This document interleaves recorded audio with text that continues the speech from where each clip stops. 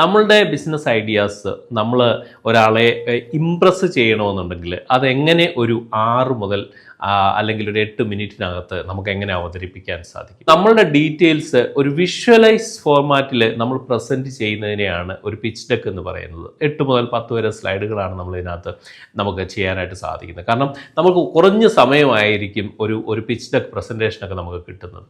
നമ്മൾ ആദ്യമായി കാണിക്കുന്നത് എന്താണ് നമ്മൾ അഡ്രസ്സ് ചെയ്യുന്ന ഒരു പ്രോബ്ലം, അതായത് മാർക്കറ്റിലെ ഏത് പ്രോബ്ലമാണ് നമ്മൾ കണ്ടെത്തിയിരിക്കുന്നത്, അതിനുള്ള സൊല്യൂഷൻ എങ്ങനെയാണ് നമ്മൾ കൊടുക്കുന്നത്, പിന്നീട് അതുമായി ബന്ധപ്പെട്ട് മാർക്കറ്റ് സൈസ് എത്ര വലുതാണ്, ആ മാർക്കറ്റ് സൈസിൽ നിന്ന് നമ്മൾക്ക് കിട്ടാൻ സാധ്യതയുള്ള നമ്മളുടെ ഒരു മാർക്കറ്റ് പെർസെൻറ്റേജ് എത്രയായിരിക്കും, അതുപോലെ തന്നെ പിന്നെ നമ്മളുടെ ടീം, ഇതിന് ബിഹേവിയറിലുള്ള ടീം മെമ്പേഴ്സ് ആരൊക്കെയാണ്, അതുപോലെ മറ്റൊരു പ്രധാനപ്പെട്ട സംഭവം എന്ന് പറഞ്ഞു കഴിഞ്ഞാൽ നമ്മളുടെ ഫൈനാൻഷ്യൽ ഡീറ്റെയിൽസ്, അതുപോലെ നമ്മുടെ മാർക്കറ്റിംഗ് സ്ട്രാറ്റജീസ്, ഇതുപോലുള്ള കാര്യങ്ങൾ, അതുപോലെ നമ്മുടെ ബിസിനസ് മോഡൽ എന്തായിരിക്കും, അതുപോലെ ഗോ ടു മാർക്കറ്റ് സ്ട്രാറ്റജി, ഇത് നമുക്ക് അതിനകത്ത് കാണിക്കാനായിട്ട് സാധിക്കും.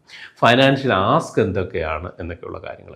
പലപ്പോഴും ഈ പിച്ച് ഡെക്കിനെ സംബന്ധിച്ച് നമ്മളുടെ ഒരു ധാരണ എന്ന് പറഞ്ഞാൽ നമ്മൾ വിചാരിക്കുന്നത് ചിലപ്പോൾ നമ്മൾ ആരാണ് എന്നുള്ളതിനെക്കുറിച്ചാണ് ഒരു ഇൻവെസ്റ്ററിന് അറിയേണ്ടതെന്ന്. ഒരിക്കലും അങ്ങനെയല്ല. ഒരു ശരിയായ ഇൻവെസ്റ്ററെ സംബന്ധിച്ച് he is looking for what is the problem you are addressing and how you are giving a solution and out of that solution how we can make money from that. ഈ ഒരു കൺസെപ്റ്റിലാണ്. പിന്നീടാണ് 4-മത്തെയോ 5-മത്തെ കാര്യമായിട്ടാണ് ഹൂ ആർ ബിഹൈൻഡ് ദിസ് എന്നുള്ള ഒരു concept വരുന്നത്. ഒരു business model എന്ന് പറഞ്ഞാൽ നേരത്തെ പറഞ്ഞ പോലെ നമ്മുടെ how we are going to make money എന്നുള്ളത്. ഗോ ടു മാർക്കറ്റ് സ്ട്രാറ്റജി എന്ന് പറയുമ്പോൾ അതിനകത്ത് എടുത്ത് പറയേണ്ടത് how we are going to enter the market, how we are approaching the customer എന്നൊക്കെയുള്ള കാര്യങ്ങൾ അതിനകത്തേക്ക് വരുന്നു. ട്രാക്ഷൻ എന്ന് പറയുമ്പോൾ നമ്മളുടെ ഈ idea already it is making some money എന്ന് പറഞ്ഞു കഴിഞ്ഞാൽ ചില ഐഡിയ നമ്മൾ ഓൾറെഡി ചെയ്തുകൊണ്ടിരിക്കുന്ന ബിസിനസ്സാണ്. അതിന് കഴിഞ്ഞ 3 വർഷമായിട്ട് അതിൻ്റെ ഒരു പാറ്റേൺ എങ്ങനെയാണ്, ഈസ് ഇറ്റ് ഗ്രോയിങ് റെഗുലർലി.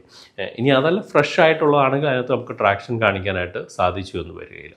പിന്നീട് എന്ത് ഫൈനാൻഷ്യൽ ആസ്കാണ് നമ്മൾ ചോദിക്കുന്നത്, അതായത് നമ്മൾ എത്ര രൂപയാണ് നമ്മൾ ഒരു ഇൻവെസ്റ്റർ അടുത്ത് ചോദിക്കുന്നത്. നിങ്ങൾ എത്ര തന്നാലും കുഴപ്പമില്ല എന്നൊന്നും പറയാൻ നമുക്ക് സാധിക്കില്ല. നമുക്ക് കൃത്യമായ പ്ലാൻ ഉണ്ടായിരിക്കണം.